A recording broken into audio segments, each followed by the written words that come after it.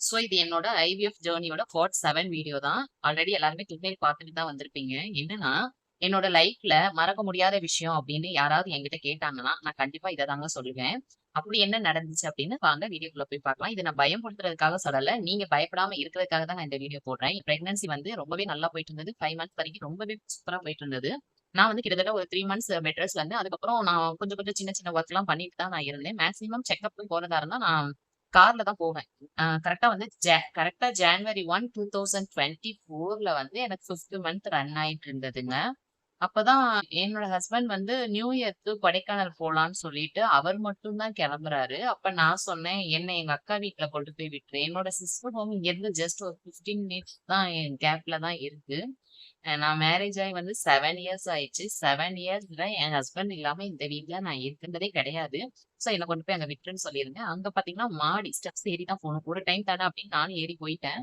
போய் அங்க ஃபுல்லா பெட் ரெஸ்ட்ல தான் இருந்தேன். இன்னொன்னு அக்கா வீட்ல வந்து வெஸ்டர்ன் டாய்லெட் இல்லைங்க. இந்தியன் டாய்லெட் தான். நான் எங்க வீட்ல ஃபுல்லா வெஸ்டர்ன் யூஸ் பண்ணேன். அங்க போய் இந்தியன் தான் நான் யூஸ் பண்ணேன்.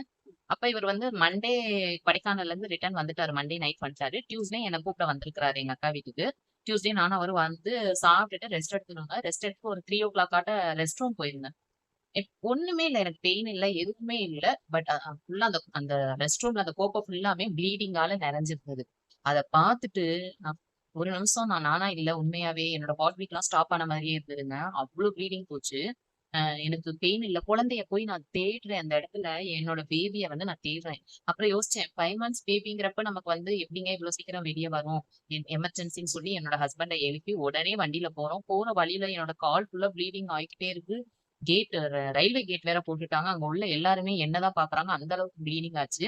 ஏன்னா நான் ஹாஸ்பிட்டல் போறதுக்கு ஒரு 15 மினிட்ஸ் ஆகும். நான் செக்கப் பண்ற ஹாஸ்பிட்டலுக்கு தான் முடியும். ஏன்னா அவங்களுக்கு தான் என்னோட ஹெல்த் பத்தி தெரியும். எங்க ஊர்ல பக்கத்துல இருக்கிற ஹாஸ்பிட்டலுக்கு போல. நான் சிவகாசிக்கு போயிருந்தேங்க. அங்க போனா என்னோட லக்குன்னு தான் சொல்லுவேன். பிரியா மேம் இருந்தாங்க. ஈவ்னிங்கிறப்ப பிரியா மேம் இருக்க மாட்டாங்க. ஆனா அன்னைக்கு இருந்தாங்க. நான் வந்துட்டு கத்துறேன் எமர்ஜென்சி அப்படிங்கவும் மேடம் உடனே உள்ள கூப்பிட்டு வச்சுட்டு இந்த மாரி செக் பண்றாங்க. செக் பண்ணி பார்த்துட்டு எல்லாமே நல்லா இருக்கு. பேபியோட ஹார்ட் பீட் நல்லா இருக்கு. பேபி நல்லா இருக்கு. அப்புறம் கை விட்டுலாம் வெர்ஜினல்ல கை விட்டு பார்க்குறாங்க. எல்லாமே நல்லா இருக்கு. அப்புறம் ஏன் ப்ளீடிங் ஆச்சுன்னு தெரியலப்பா. நம்ம உங்களுக்கு பெரிய ஸ்கேன் பண்ணி பார்க்கணும். ஃபர்ஸ்ட் நம்ம வந்து ப்ளீடிங்க ஸ்டாப் பண்ணணும். ஸோ நீங்க 2 டேஸ் அட்மிட் ஆகுற மாதிரி இருக்குங்கிற மாரி பிரியா மேம் சொன்னாங்க. நானும் ஓகே மேம் சொல்லிட்டு அவங்க ஒரு 3 டேப்லெட் குடுத்தாங்க. அந்த 3 டேப்லெட் சாப்பிடவுமே எனக்கு ப்ளீடிங் ஸ்டாப் ஆயிடுச்சு. பட் என் ஹஸ்பண்ட் கிட்ட என்ன சொல்லியிருக்காங்கன்னா, சப்போஸ் ப்ளீடிங் ஸ்டாப் ஆகல அப்டின்னா, நம்ம அபார்ஷன் பண்ற மாதிரி இருக்கும் அப்டின்னு டாக்டர் சொல்லியிருக்காங்க. ஆனா அவர் என்கிட்ட அத சொல்லவே இல்ல. அப்புறம் நாங்க அதுக்கப்புறம் தான் வீட்ல உள்ளவங்களுக்கே நாங்க இன்ஃபர்மேஷன் குடுக்குறோம். இந்த மாரி ப்ளீடிங் ஆயிடுச்சு. அதனால நாங்க ஹாஸ்பிட்டல் வந்திருக்கோம்னு சொல்லி, அப்புறம் தான் நான் அவங்க கிட்ட சொன்னோம். ஸோ அவங்களும் எல்லாருமே என்னைய பார்க்கறதுக்காக வந்துட்டாங்க. ஈவ்னிங் ஒரு 6:00 பெரிய ஸ்கேன் எழுதி குடுத்துருந்தாங்க. ஸோ பொறுமையா நான் அங்க அது வேற இடத்துக்கு தான் போனோம். ஒரு 10 மினிட்ஸ் கேப்ல தான் நாங்க போனோம். அதே ஹாஸ்பிட்டல்ல வந்து ஸ்கேனிங் கிடையாது. பெரிய ஸ்கேன் கிடையாது. ஸோ நான் அங்க போயிட்டு ஸ்கேன் பண்ணி அந்த சார் ஏன்னா வெளியில ஸ்கேன் பண்ணோம்னா, அவங்க என்ன பிரச்சனைங்கிறத நம்மகிட்ட சொல்ல மாட்டாங்க. அவங்க ரிப்போர்ட்ல எழுதி குடுப்பாங்க. நம்ம அகைன் போய் டாக்டர்ட்ட தான் நம்ம கேட்க முடியும். ஆனா அதுவரைக்கும் எனக்கு பொறுமை இல்ல. நான் ஃப்ராங்காவே கேட்டேன். அப்ப அவர் சொன்னாரு, "இல்லைங்கப்பா உங்களுக்கு பேபிக்கு எந்த பிரச்சனையும் இல்ல. உங்க பேபி சேஃபா இருக்கு. ஆனா ஏன் ப்ளீடிங் ஆச்சு அப்படிங்கிறது எங்களுக்கு தெரியல. நீங்க என்ன சாப்பிட்டீங்கன்னாங்க." நான் காலிஃப்ளவர் வந்து சில்லி போட்டிருந்தாங்க. அது கொஞ்சம் ஹெவியா சாப்பிட்டீங்க. அதனால ஆச்சா? இல்லன்னா ஸ்ட்ரெயின் பண்ணி எங்க அக்கா வீட்டுக்கு 2 நாளா நான் அலைஞ்சேன். அதனால ஆச்சா? அப்படி இல்லன்னா ஒரு ஸ்பீட் பிரேக்கர்ல டப்புன்னு ஏறி இறங்குனாரு என்னோட ஹஸ்பண்ட். அதனால ஆச்சா? அப்படிங்கிறது எனக்கு தெரியல. இப்ப வரைக்குமே அது வந்து எனக்கு கொஸ்டின் மார்க்கா தான் இருக்கு. அந்த ஒரு நாள் வந்து என் லைஃப்ல நான் மறக்கவே முடியாதுங்க. ஸோ அகைன் வீட்ல வந்து திரும்பியும் நான் பெட் ரெஸ்ட்ல இருக்க ஆரம்பிச்சுட்டேன். ஒரு 2 மந்த்ஸ்க்கு அகைன் பெட் ரெஸ்ட்ல தான் இருந்தேன். எப்படா 36 இல்லன்னா 37 வீக்க நம்ம கடந்துட்டோம் அப்டின்னா, நம்ம பயப்பட வேண்டாம். எப்படா ஆகும்னு ஒரு ஒரு நாளையும் நான் வந்து அதுக்குன்னே ஒரு ஆப் இருக்கு. அதுல போயிட்டு என்னோட பையனோட ஈடி டேட்ட குடுத்துட்டா போதும்.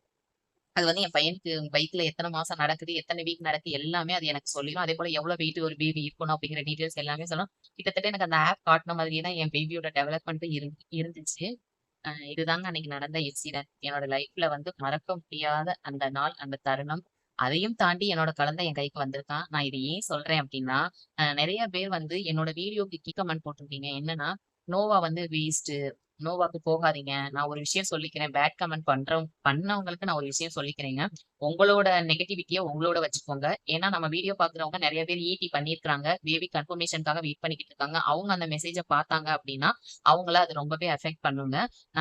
இன்னொன்னு நான் சொல்றது, ஹாஸ்பிட்டல்ங்கிறது செகண்டரி தான். என்னோட டாக்டரே எனக்கு சொல்லுவாங்க. "நல்லா பிரேயர் பண்ணிக்கோங்கப்பா. எங்களோட எஃபெக்ட் 10% தான். பேலன்ஸ் 90% கடவுள் பார்த்து உங்களுக்கு குடுக்கணும்னு" எனக்கு அந்த ஹாஸ்பிட்டல் டாக்டரே வந்து எனக்கு சொன்னாங்க. சோ நான் சொல்றது வந்து முட்டாள்தனமா இருக்குன்னு நெனச்சா அது உங்களோட வச்சுக்கோங்க. இந்த மாரி என்ன மாரி ஐவிஎஃப் ரிலேட்டடா வீடியோ போட்ட யாரும் வந்து கண்டிப்பா சொல்லியிருக்க மாட்டாங்க, ஜாதகம் பாருங்கன்னு. நான் சொல்றேன் கண்டிப்பா ஜாதகம் பாருங்க. ஜாதகத்துல என்ன சொல்றாங்க, எப்ப பேபி ஃபார்ம் ஆகும் அப்படிங்கிறது மெயினா நீங்க வந்து ட்ரீட்மெண்ட்ட நல்ல நாள்ல ஸ்டார்ட் பண்ணுங்கப்பா. அதுதான் ரொம்ப முக்கியம். எவ்வளவோ பிரச்சனைய தாண்டி, எவ்வளோ விஷயம் நான் அந்த 1 இயர்ல ஃபேஸ் பண்ணேன் தெரியுமா? அதெல்லாம் தாண்டி என் கையில வந்து என் குழந்தை கிடைச்சிருக்கான். அதாவது சொல்லுவாங்க, மாசமா இருக்கும்போது பாறாங்கல்ல தூக்குனா கூட குழந்தை கலையாது. உங்களுக்கு அந்த குழந்தை வந்து இந்த பூமியில பிறக்கணும்னு இருந்தா கண்டிப்பா பிறக்கும். நீங்க பெரிய பாறாங்கல்லையே தூக்குனாலும் அந்த குழந்தை பிறக்கும். அப்படிங்கிறது ஒரு பழமொழியாவே அந்த காலத்துல வயசானவங்கலாம் சொல்லியிருக்காங்க. அத நான் உங்களுக்கு சொல்லிக்கிறேன். அ அதாவது நீங்க ட்ரீட்மெண்ட் ஸ்டார்ட் பண்ணும்போது ஜாதகம் பாருங்க. நெக்ஸ்ட் வந்து ஈடி பண்ணும்போது பாருங்க ஜாதகம். பிரெக்னன்சி வந்து நீங்க ஒரு செக்கப் பண்றீங்க அப்படின்னா, அதுவும் நல்ல நாள், நல்ல நேரம் பார்த்து பிரெக்னன்சி செக் பண்ணுங்க. அது மட்டும் இல்ல, நான் நெறைய கோயிலுங்களுக்கு போனேன். ஃபர்ஸ்ட்டு நம்ம குலதெய்வம். நம்ம குலதெய்வம் வந்து நம்ம பெத்த தாய், தகப்பன் மாதிரிங்க. அவங்களுக்கு வந்து நீங்க ஸ்டார்ட் பண்ண முன்னாடி போய் பொங்கல் வைங்க. அவங்க வயிறு நெறைய அவங்க நம்மள ஆசீர்வாதம் பண்ணுவாங்க. அவங்கள நல்லா கும்பிடுங்க. நெக்ஸ்ட் நான் சொல்ற முக்கியமான கோயில் உங்களால முடிஞ்சா கண்டிப்பா போங்க. கும்பகோணத்துல இருக்கிற கருக்காத்தம்மன் கோயிலுக்கு வந்து கண்டிப்பா போங்க. போயிட்டு அங்க உள்ள ப்ரொசீஜர்லாம் அவங்களே உங்களுக்கு சொல்லிக் குடுப்பாங்க. சோ அது நெக்ஸ்ட் நான் போனது அந்த கோயிலுக்கு தான் நான் போனேன். அதுக்கப்புறம் எங்க வீட்டு பக்கத்துல இருக்கிற எல்லா சாமிகிட்டயும் போய் ஆசீர்வாதம் வாங்கிட்டு வந்தேன். ஈடி பண்றதுக்கு முன்னாடியும் சரி, ட்ரீட்மெண்ட் ஸ்டார்ட் பண்றதுக்கு முன்னாடியும் சரி. இந்த மாதிரி நான் வந்துட்டு ஹாஸ்பிட்டல மட்டும் நம்பல.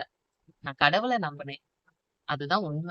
அ அதாவது நானும் நல்லா சாமி கும்புறேன். மெயினா சஷ்டி விரதம் இருங்க. எல்லாரும் குழந்தை இல்லங்கிறவங்க கண்டிப்பா சஷ்டி விரதம் இருங்க. அதாவது நம்மள ரொம்ப வருத்திக்கிட்டு விரதம் இருக்கணும்ன்றது அவசியம் கிடையாதுங்க. நம்மளால முடிஞ்சது வீட்ட தொடச்சு, சுத்தபத்தமா இருந்து, சாமிக்கு விளக்கு பொருத்தி, சாமிக்கு டெய்லி ஒரு நெய்வேத்தியம் வச்சாலே போதும். அது அந்த விரதத்த ரொம்ப சந்தோஷமா நம்ம முருகன் ஏத்துக்கிடும். வீக்லி டியூஸ்டே வந்து கண்டிப்பா வெத்தல தீபம் ஏத்துங்க.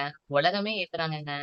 நீங்க செவ்வாய்க்கிழமை முருகன் கோயிலுக்கு போய் பார்த்தீங்கன்னா, அவ்ளோ தீபம் எரியும். வர வர முருகன நல்லா கும்பிடுங்க. அவர் வந்து கண்டிப்பா உங்களுக்கு கை நெறைய குழந்தை குடுப்பாரு. குழந்தை இல்லன்னு சொல்லி வருத்தப்படாதீங்க. நெறைய பேர் ஈடி பண்ணியிருக்கேன்னு சொல்லி எனக்கு மெசேஜ் பண்ணியிருக்கீங்க. கன்ஃபார்ம் ஆகணும்னு பிரேயர் பண்ண சொல்லியிருக்கீங்க. உங்களுக்காக நான் கண்டிப்பா பிரேயர் பண்றேன். என்ன விட அதிகமா நீங்க கடவுள நம்புங்க. நீங்க பிரேயர் பண்ணுங்க. உங்களோட எஃபெக்ட் தான் உங்களுக்கு சக்சஸ குடுக்கும். ஓகே கைஸ் இந்த வீடியோ புடிச்சிருந்தா லைக் அண்ட் ஷேர். அப்புறம் எனக்கு ப்ளீடிங் ஆனது வந்து உங்கள பயம் குடுக்கறதுக்காக நான் இந்த வீடியோ அப்லோட் பண்ணலைங்க. நெறைய பேர் ப்ளீடிங் ஆயிடுச்சுன்னு உடனே டென்ஷன் ஆகாதீங்க. என்னோட எக்ஸ்பீரியன்ஸ நீங்க மைண்ட்ல வச்சுக்கோங்க அப்படிங்கிறதுக்காக தான் நான் இந்த வீடியோ அப்லோட் பண்றேன். இந்த வீடியோ புடிச்சிருந்தா லைக் அண்ட் ஷேர். மறக்காம நம்ம சேனல சப்ஸ்கிரைப் பண்ணிக்கோங்க. வேற ஒரு வீடியோல பார்க்கலாம். Love you all.